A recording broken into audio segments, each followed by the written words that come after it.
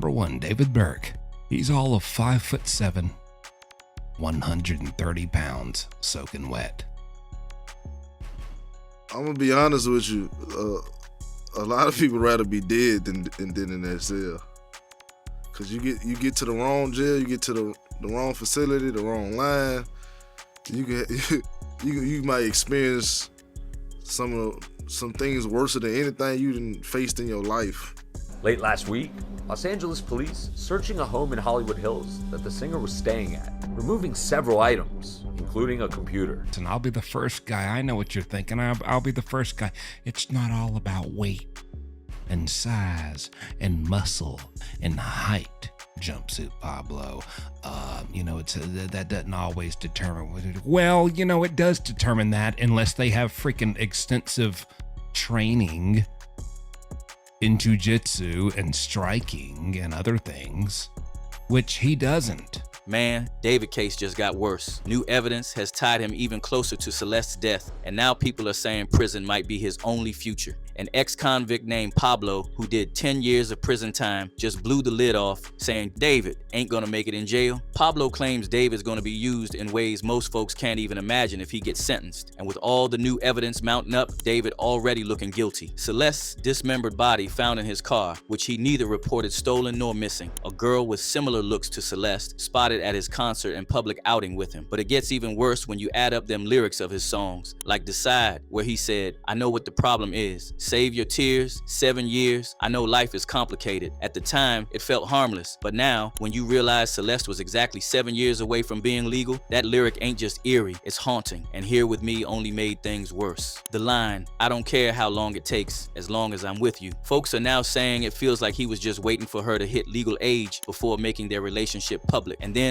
Romantic Homicide, where David sings about killing someone in the back of his mind without regrets. And One More Dance, released earlier this year with the music video showing David dragging a lifeless body, which is stuffed into a car trunk by 2 dudes. Fans and critics alike are connecting the dots, saying his entire career might have been a confession, hidden in plain sight. His connection ain't just suspicion anymore, but hard facts. Interviews resurfacing where he describes himself as some evil anime character committing crimes, and even a live stream where he was talking about stuff a grown man got no business discussing with a child. It's all starting to stack up.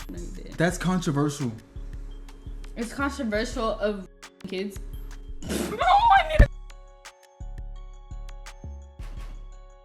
Really good. Okay, It's been a good one. Bye. Bye, guys. Mwah, mwah, mwah, mwah, mwah. Oh my. Delete everything. Delete everything. If David gets that sentence, which it's already looking like he can't avoid, things are gonna get pretty damn rough for him in prison. Pablo, an ex-con who's seen the darkest corners of the system, broke it down straight. He said, prison ain't a place for soft dudes, and at 130 pounds soaking wet, David is exactly that, soft. Number 1, David Burke.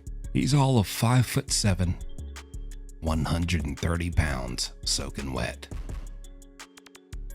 Turns out you can't just waltz into them prison yards with no real muscle and expect to keep your head above the madness going on. Prison is for savages, and they ain't got time for pretty boy singer who barely weighs more than a stiff breeze. And I'll be the first guy. I know what you're thinking. I'll be the first guy. It's not all about weight and size and muscle and height, jumpsuit Pablo. That doesn't always determine. Well, it does determine that unless they have freaking extensive training in jiu-jitsu and striking and other things, which he doesn't. Pablo's been through the grind, knows what happens when a young dude, fresh off the streets and with no real experience in the system, gets thrown in with guys who've been lifting weights and doing for years. For David, it's not just about survival, but dealing with the ones who've already been there, done that, and have nothing to lose. He is not a threat. But let's be real, dudes getting used up behind bars ain't new to the system. For years, young YNs, guys like David, have been bent over, forced into situations so nasty they can't even be described without turning your stomach. Dudes who come in like David, thinking they can just flex in the yard and keep their head low, quickly learn that the game works differently behind bars. Prison ain't like what folks rap about. It's a cold, unforgiving place, and if you ain't built for it, you're gonna get used. Vernon, a dude who lived through the hell of it, spoke out last year in an interview detailing detailing how he thought he was just gonna chill with a homie in there until that homie turned on him without warning. Dude said he ain't never fully recovered, even after walking out them prison gates. Because again, I had already been hanging out with him most of the day in, day out, sitting in the cell, talking, rapping. I think we had started drinking a little bit because they had hooch. The hooch. So, Not hooch, yeah. Yeah, so we got to drink a little bit, had a little hooch. In his cell, because he had a cell by himself, got to use the bathroom. And once I started using the bathroom, we just came up behind me and just grabbed me and put me on the bed. And how long did it take you to, one, physically recover, two, mentally recover in regards to just getting back to normal? Physically, probably, I don't know. I don't even know the time frame, but mentally, I mean, I think mentally deep down, I still have maybe some issues. Because even at one point, once I got to North Carolina, I started going to therapy.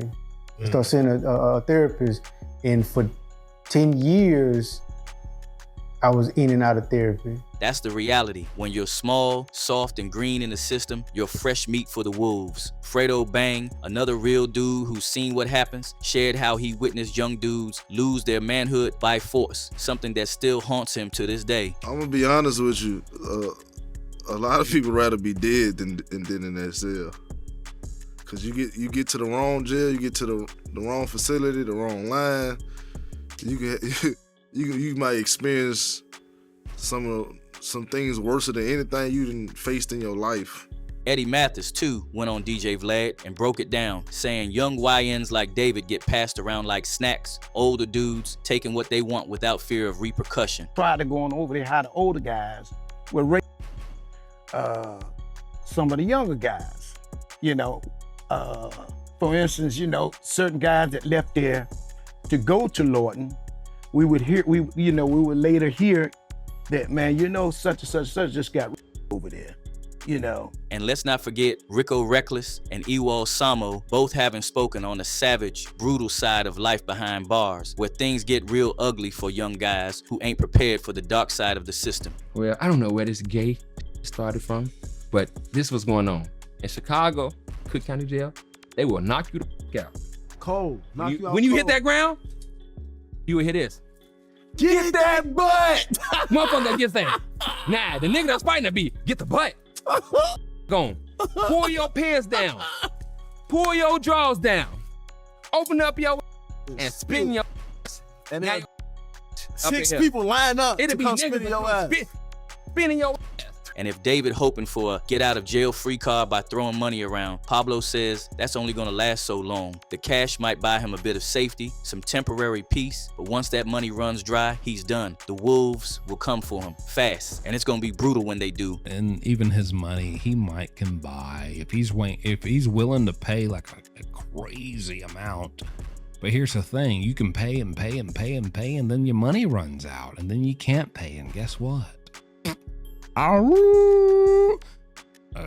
Send them to the wolves. So David's case is gonna be no different from other young dudes. He could probably be worse because he giving off that fruity vibe, pretty boy energy that makes him an easy target for the predators lurking in the shadows of the prison yard. It's like putting a lamb in a wolf pack and hoping it survives the night. The moment the older convicts smell young blood, it's over. And the worst part, he's involved in a case with a child. And according to Pablo, that's something most dudes with power in there, especially the ons who run the whole yard in prison, don't respect, as it only dents their reputation.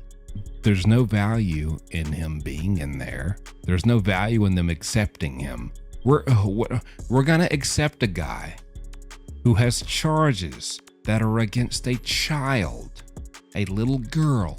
It will only make you look bad to have a pedophile on your team. David's alleged crime brings unwanted attention from guards. They'd be watching extra hard, making him a liability. Pablo said it plain, Dudes with power will only protect David if they see some value in him, like making their group stronger. But looking at David's frame and the way he moves, he's got nothing. No muscle to back up the power play in them prison yards, with his celebrity status not meaning a damn thing to stop what's coming. The power players don't care about them hits on the charts, but their own survival, and if David can't make himself useful, he's just another weak link waiting to be torn apart. And with David's case getting messier, he'll be a marked man from the moment he walks through those gates. So if the sentence comes down and David gets thrown into the lion's den, he'll need some reality check. That prison system isn't a place where you get a second chance, but where you either survive or get consumed. And trust, the online community been loud. One user wrote, 5'7", 130 pounds. He gone.